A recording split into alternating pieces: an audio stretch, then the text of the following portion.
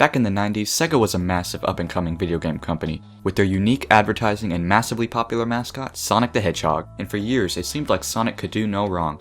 Then in the mid-2000s, all heck broke loose. Yeah, this was certainly an awkward time to be a Sonic fan, with Shadow the Hedgehog and Sonic 06, two of the Sonic series' most hated games, releasing back-to-back. Sonic 06 was so bad, it even caused the creator of the Sonic series, Yuji Naka, to leave Sega. Yeah, needless to say, the Sonic series was in a bit of a rut. But 2 years after the release of this abomination, a new mainline Sonic game was released, Sonic Unleashed, Sega's attempt to revive the Sonic series. And this is a bit of a weird game, and that's what I'm going to be taking a look at in this episode of The Story Behind, so sit back and enjoy.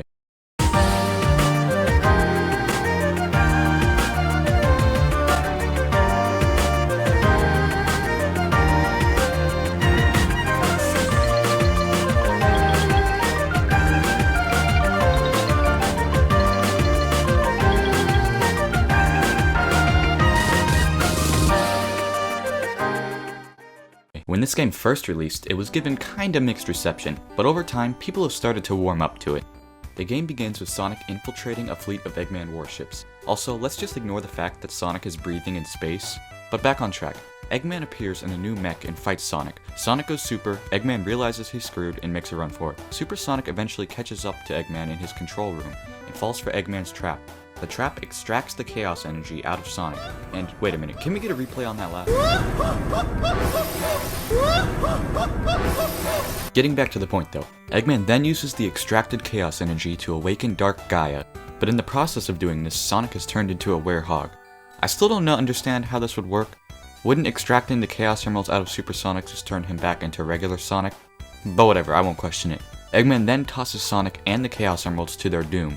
And that's it for the intro, and in my opinion, even though it's a little weird, I think Sega did a good job on it, especially on the graphical side. This opening just looks amazing, especially considering this is running on an Xbox 360. But now, on to the main game.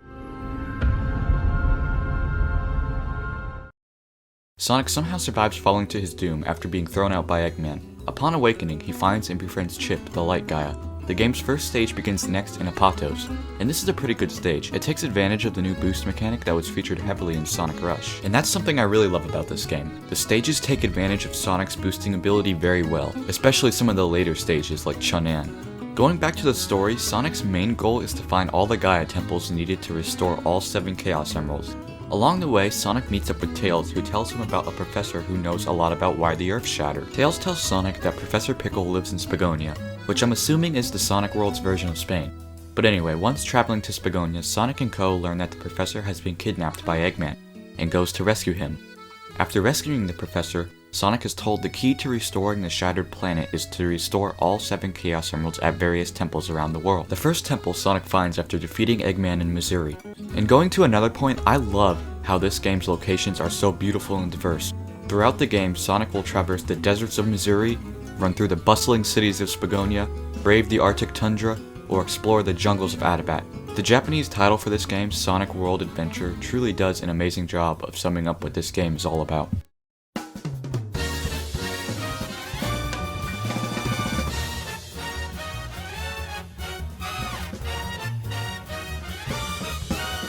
The other gameplay style besides the normal Sonic gameplay is the Werehog.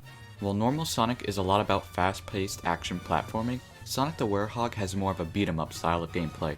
A lot of people have problems with the Werehog's gameplay, no matter what review you look at. More often than not, one criticism will be about the Werehog. I've personally never minded the Werehog. Whilst normal Sonic's gameplay is leagues better, I found playing as the Werehog to be a good change of pace.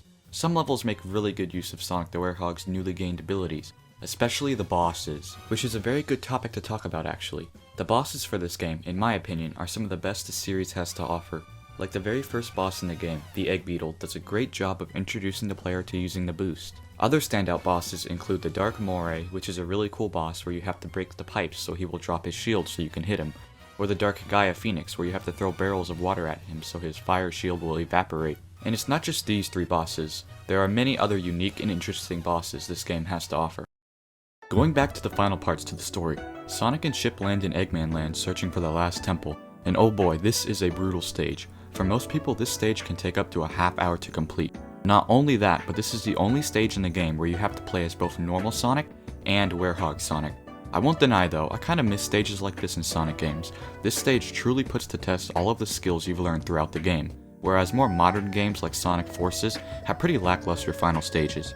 But regardless, after Sonic completes Eggman Land, you have to fight the second to last boss in this game, the Egg Dragoon.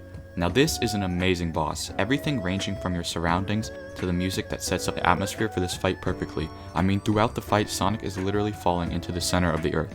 After defeating Eggman, the final battle with Dark Gaia begins. In the first phase, you have to fight as the Gaia Colossus with an occasional platforming section as normal Sonic. During the second phase of the fight, you play as Super Sonic. Your job as Super Sonic is to defeat the Gaia tentacles that are holding up the shield, while the Gaia Colossus fights Dark Gaia one-on-one. After dropping his shield, you need to perform a series of quick-time button presses to defeat Dark Gaia.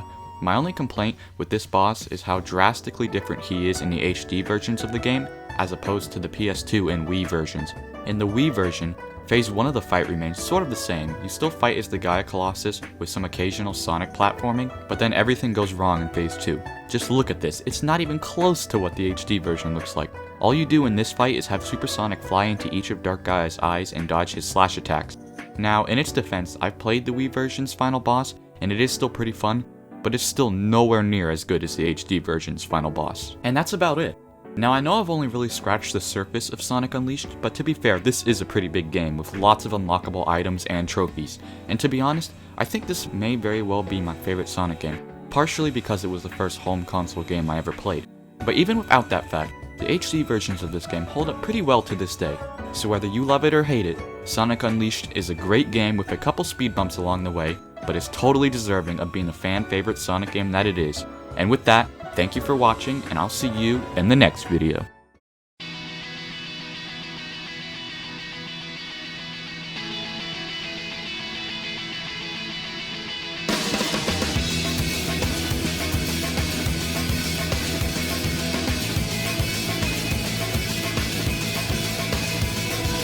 This is my escape. I'm running through this world and I'm not looking back. 'Cause I know I can go where no one's ever gone and I'm not looking back.